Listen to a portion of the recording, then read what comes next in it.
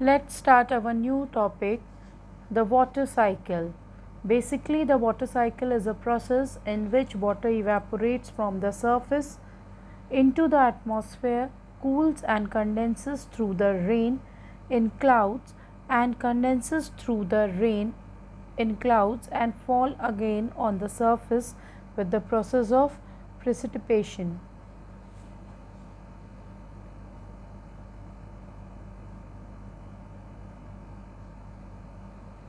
Steps of water cycle. The water is available at the very less amount around the world. This amount of water is moving in the world for centuries with the process of the water cycle. There are four easy steps of water cycle. These steps mainly includes evaporation, condensation, precipitation and runoff and infiltration. Evaporation is a very important process as these steps include the transfer of water from the earth's surface in the form of water vapor to the atmosphere. Normally, the evaporation of water takes place when the water touches its boiling point, that is 100 degrees Celsius.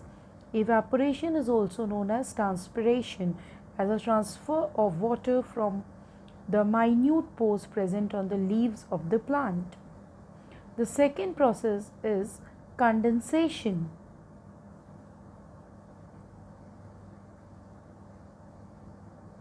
After the process of converting water into vapors that rises up in the sky, the vapors are again converted in the liquid form due to the increase in temperature as it comes in the contact with the cool air, making the atmosphere cool. This process of conversion of vapor again in the liquid form is called condensation.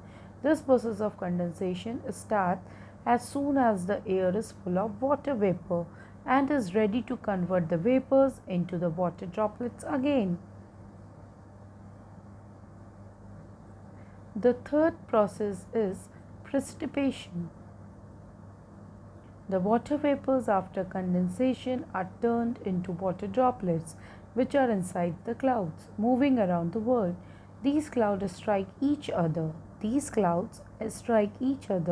Due to the wind movement result in the form of rain and fall back on the earth's surface in the form of rain, hail, snow or sheet depending on the atmospheric temperature. This process of again falling of the water droplets on the earth's surface is called as precipitation. Runoff, when the water falls and comes at rest in lake, ocean, well, land, etc. This process is called as runoff. While dropping down, if the droplets get again in snow or ice form in the lakes and ocean get melted in the form of water. This increases the water flow in the lakes and rivers, which can bring the problem of floods. This is the reason why there are generally more floods in the spring or summer season as compared to the winters. This process of water cycling is a cyclic process which has no end or beginning. Once again I am repeating, this process of water cycle is a cyclic process which has no end or beginning. The main advantage of this cycle is that there is no loss of water and the water present in the ocean and seas always remain leveled and there are clouds every time in the sky.